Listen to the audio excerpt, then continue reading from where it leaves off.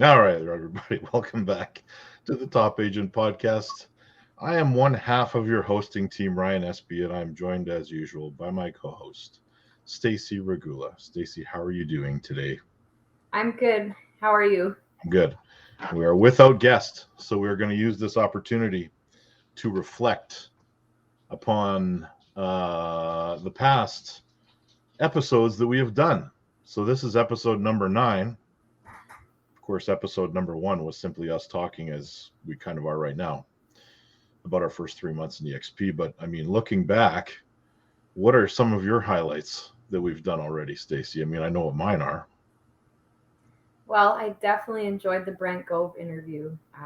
He was very inspirational, and you know, each agent that we've interviewed stood out to me in some way. Um, Took a good advice from all of them. So Yeah. So, I mean, our first, of course, was episode 2. We interviewed Rena, who is the broker from Manitoba, and she had a lot of good things to say. And of course, as we go through these episodes, we hope everyone will go back and have a watch of them because as we grow an audience, some of these early episodes kind of fall through the cracks, and they're definitely going to be some of the best ones we did.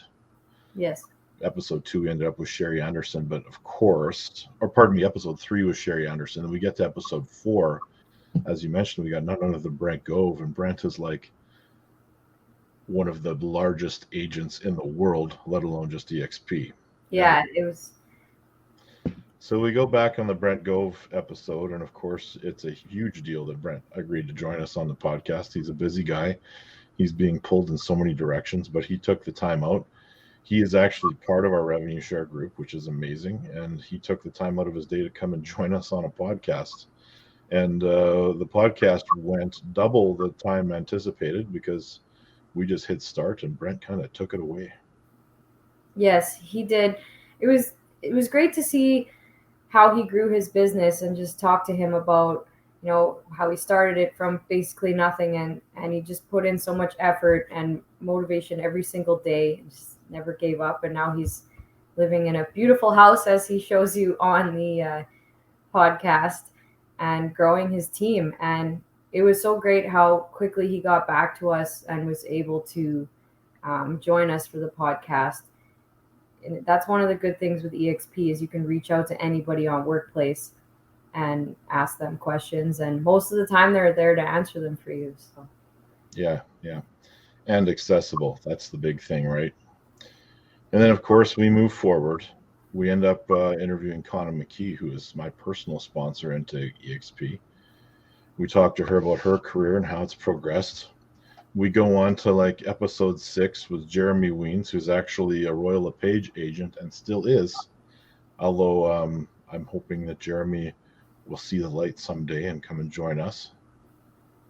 yes, jumping back to the Rena video, she's our EXP Manitoba broker, and listening to her story, I found it inspirational as well. Just coming from a government job and then jumping into real estate and taking a big risk in her eyes at the time, jumping over to EXP.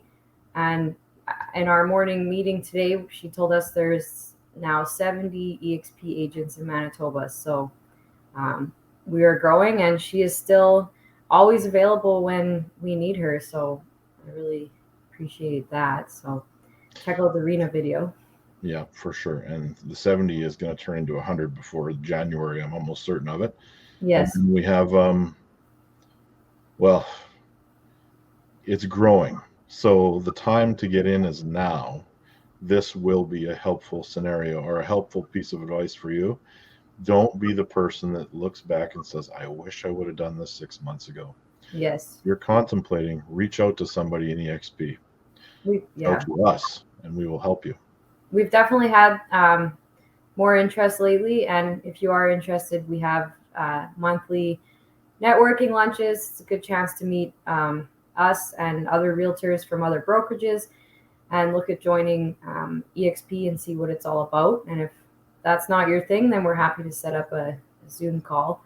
And also, one thing to note is EXP Power Girls is drastically growing as well, and they're looking at planning an event this month in Manitoba. So that's very exciting. Sherry Anderson is the head for Manitoba and a few other provinces. So any questions about that, you can reach out to her.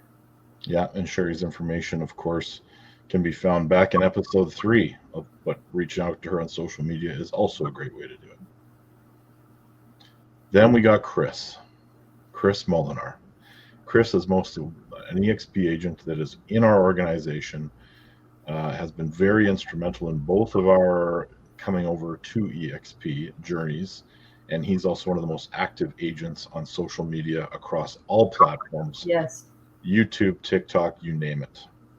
Yes, he's definitely educated and has come a long way from the sounds of it for himself. He's started out as a shy guy, and now he's putting himself out there and growing his real estate business. And never mind shy guy, I think he was a sheet metal worker for a time.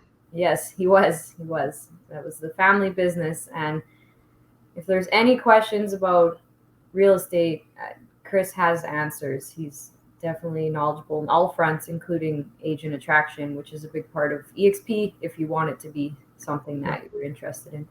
I think that's important to note as well, that it's not necessarily something you have to do, but it's an opportunity there for you in the future for an additional residual stream of income, and you can actually build a team without being a broker. Yes, not everyone's interested in agent attraction, but as a wise man once told me, at some point in your career, somebody will want to sign up for EXP under you. So it's good to know what to do. Whether you want it or not. Yeah. And finally, episode 8 was Marla Janzen, and it's actually Marla's birthday today. And so happy birthday, Marla. But we were on with her just a week ago.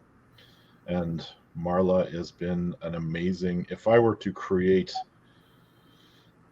basically the perfect realtor in all practices, all best practices, it might look a lot like Marla Janzen.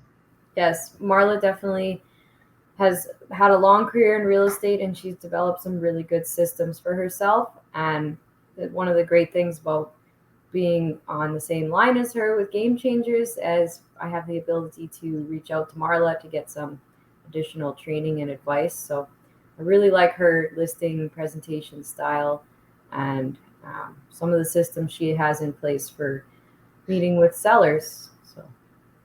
So I'm going to ask you a tough question. We talked a little bit about systems, and we've kind of done our review of the last several episodes we've done. And here we are on number 9.